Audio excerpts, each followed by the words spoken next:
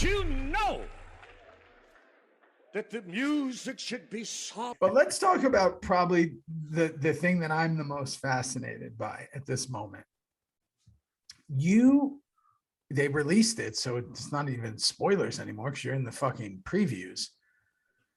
You're going to be doing the Mayans. You're coming back as Tig Traeger. I'm not going to say too much, but I'm going to let you say what you need to say. I don't care what you do on the show. I don't care if you're in fucking 30 episodes, 1 minute or 4. None of it means anything to me. Right. What I'm more fascinated by is after 8 years, you fucking put back on the cut. You put back on the clothes, and you had people calling you Tig that weren't in an airport or in the grocery store. It was actually real. And I'm fucking fascinated by the mindset of that, because I think I might have had a moment, even though Juice is dead and will never appear anywhere. If I had to do that again, I think I would have a moment of what's going on in the world. Tell me about it. Yeah, you would. If you shaved your head and you put those tats on and you put that cut back on and you had those boots on that we wore, you would go back to where we were. They came to me with an offer I couldn't refuse. They came to me with something that I said in writing that they had to, it had to be good writing. Like I'm not interested in I needed something to dig into. They did that for sure. So I can't say much about any of it, but I will say that when I went for my fitting, of course, only Tara, my long lost, gone dog now, best dog in the world. Tara, she died in the last year of SONS. She's the only one who knew where my cut was when I kept the cut. She and I only knew where it was. Dinah's never seen it. So for me to pull it out, and my knife and my belt and my rings and my Dawn and my fawn bangles, and my necklace, I'll tell you, bro. So I had the costume fitting with some new jeans, a couple of new things. It is, 4 or 5 years later, whatever it is. And then it all happened. It was all on secret silence. Couldn't say anything. You'll get fired. You'll get sued. People on set were looking at me. Can't say anything. Costume fitting. Some of the boys still work there. Obviously, that all know you. They all send their love to you. They just can't believe that our podcast is so big and so exciting and so fun to do.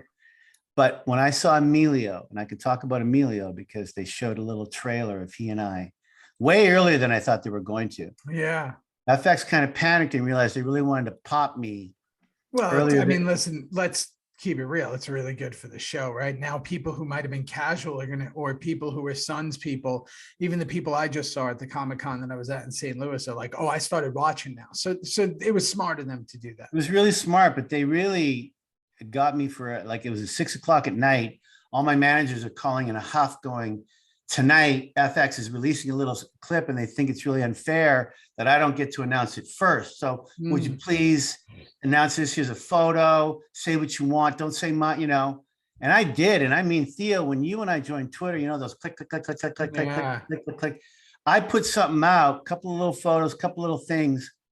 I couldn't stop it. The revolving wheel, how it got out was pretty crazy. So here I am seeing Emilio to do a scene and we're all getting like hugs. I can't believe it. And I'm pulling up my bike and they don't ride as much. I've heard on that show as we did. We rode a lot more than they did. Yeah. So, it was our life. Yeah. To hear my even in the show. Oh yeah. I don't know how many of the boys it was our life on bikes. And off. Yeah. We were also different time, different writing, all that. Right. So when my bike pulled up, everybody knew in Southeast LA that it was Kim Coates coming to set because no one really rides there. So Emilio, we get a little dolled up. I walk into his trailer to do some lines and to run live, to run the 80s. This ain't the 80s. This ain't the 80s. And he freaked out. He said, it's Tig, it's Tig. And to do what I did and what they gave me to do, I can't wait for people to see. I'm so glad he was there. So there's like a connection to the old show. So it was like you got to have like an anchor in Emilio, in Alvarez. Yeah. And like, did you, I mean, obviously we saw pictures of you from the trailer. Did you like have this moment where you're like, life is like fucking full circle, right? Where you're like looking at it, or is it just that I'm filled up with mushrooms right now? Did you like have a moment where you were like, this is fucking wild? The writing for me is so good. I slid into Tig so easily. My hair was long. I had longer shit going on before my tooth pain. I had nothing to prepare for other than to remember the feeling of my bad stance, with me standing there with my hand on my knife all the time. It all came back to me just so natural, the way I smoked.